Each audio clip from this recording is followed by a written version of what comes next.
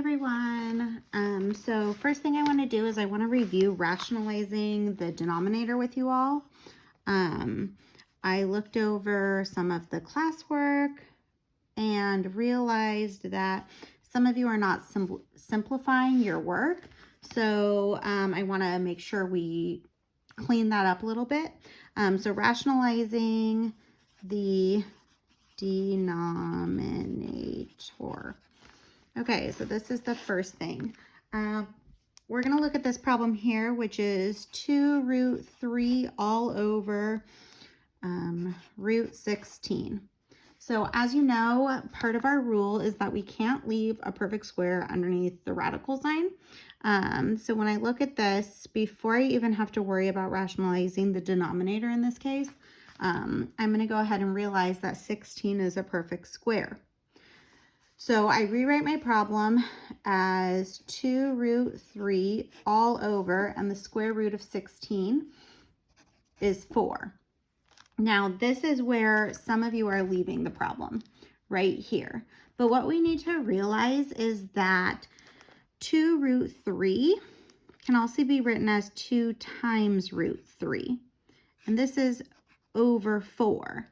And so when we look at this, 2 and 4 can be simplified.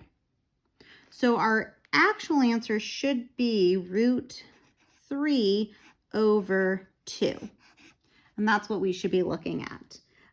So that's something that we need to make sure we are cleaning up as we're working through our problems. This is from the classwork the other day that I saw some of these non-simplifying things taking place that, again, I just wanted to cover very quickly with you all. One other example of this would be something like 3 root 15 all over 2 root 80.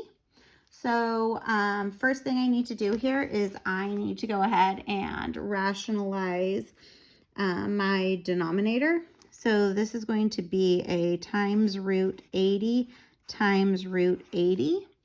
My next step here would be 3 times root 5 times 3, that's 15.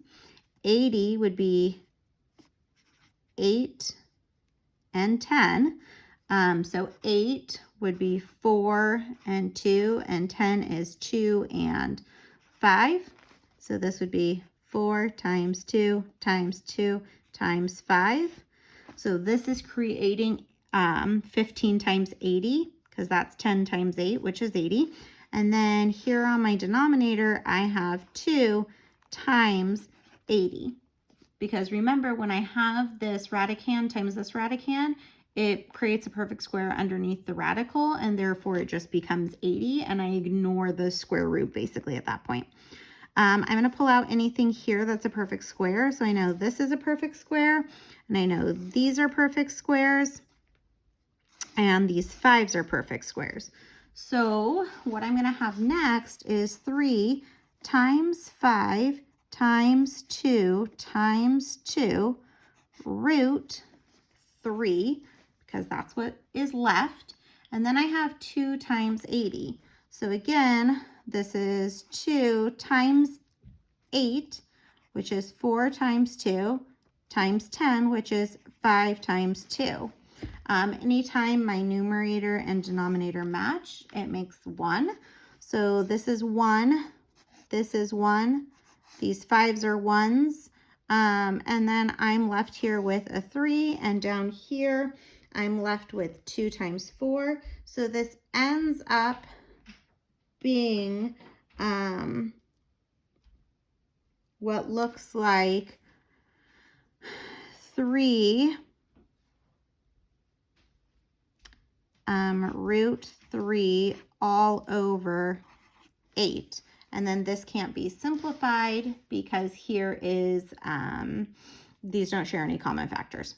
So again, this is fully simplifying, rationalizing the denominator. We need to make sure we're doing that all the way, which some of us have not been doing. So double check your work, especially coming up for the next assessment on that. Okay, so moving on to our new content, we are going to have rational exponents. So a rational exponent is essentially going to be a fractional exponent. So we would have something that looks like this. 2 to the power of a over b.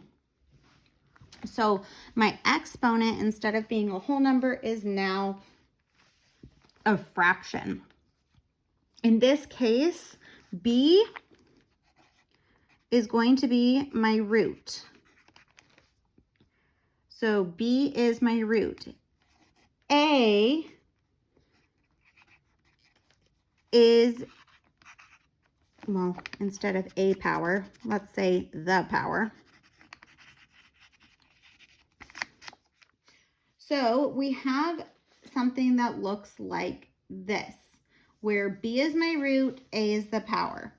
If we were to look at this in terms of how do I take this and then write it as a radical, we would have our radical here. 2 is going to be my radicand. Again, a is the power, so a would go down here, and b is my root, so b is going in here for my index. So it's going to look something like that. So essentially, then from here, we would need to go ahead and simplify my radical. So some examples for this, just so you kind of can get your head wrapped around it. If I had the square root of a, that's the same thing as a to the half. If I had the cubed root of a, that's the same thing as a to the third. If I had an n as my index, that would be the same thing as a to the 1/n power. So it's looking like so. What we end up with is getting into some problems that are a little bit different. So for example, here, if I have a to the m over n, that's the same thing as n, which is my root, and a all to the m power, or that's the same thing as root n a to the m. So you can write it either way, like so. And then if I had this to be a negative, such as a to the negative mn, that would be something that looks like this, 1 over a to the mn, which therefore is 1 over the n root of a to the m. Okay, so we kind of need to put this pattern to memory as you are going to be doing some problems that essentially go from a rational exponent through simplifying. So let's go ahead and take a look at an example of this for you. If I had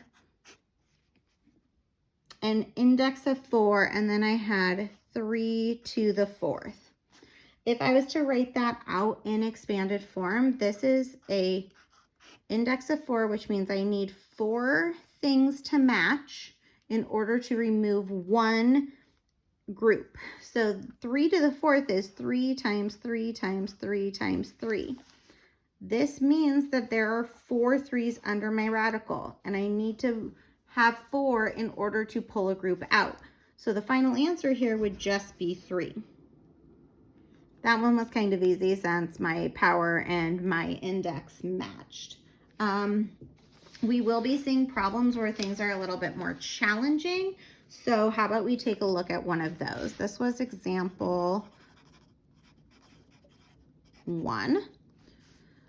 Okay, let's go on to example 2. Okay, example 2. I have 27 to the 5 thirds. So first thing I'm going to do is I'm going to convert this into a radical where, remember, this is my root. This is my power. So essentially what I'm going to end up having here is an index of 3 and 27 to the 5th. Now, 3 is what we're looking at, 27 to the 5th. 27 is 3 times 3 times 3. And we're going to have that 5 times. So we're going to have 3 times 3 times 3. So that's 27. This is 27. This is 27. 3 times 3 times 3. This is 27. This is 1, 2, 3, 4. 3 times 3 times 3 equals 27. I need groups of 3 in order to remove it.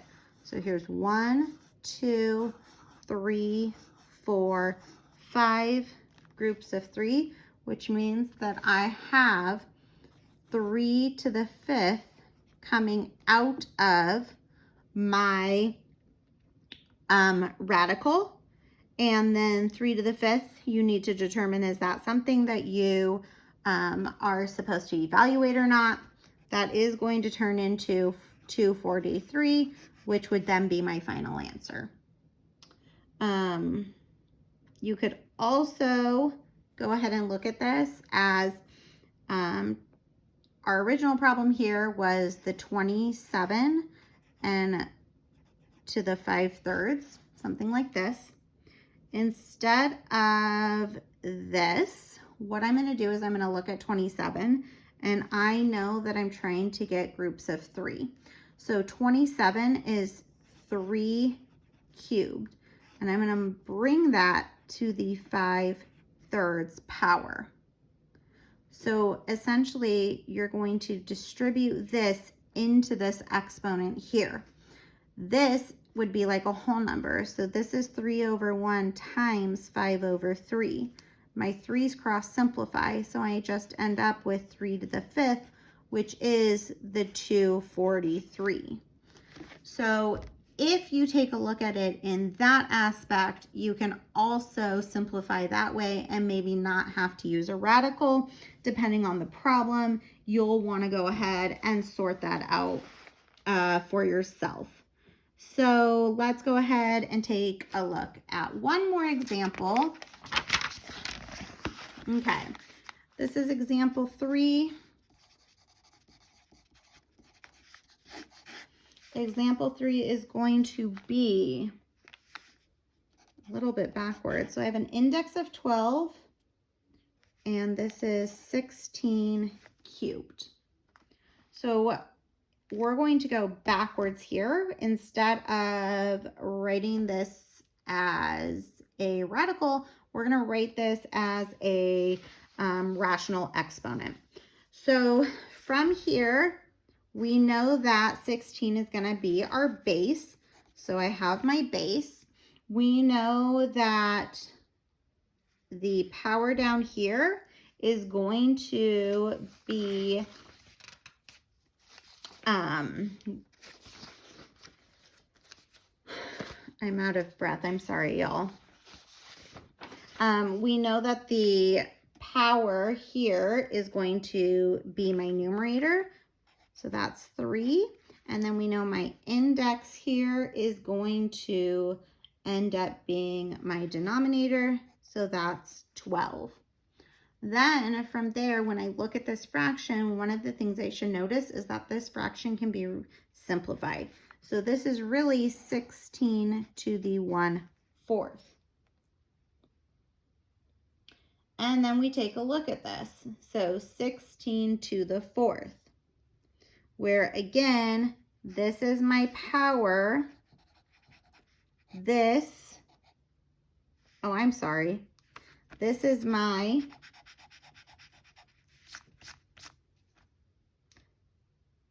y'all, it is so late right now.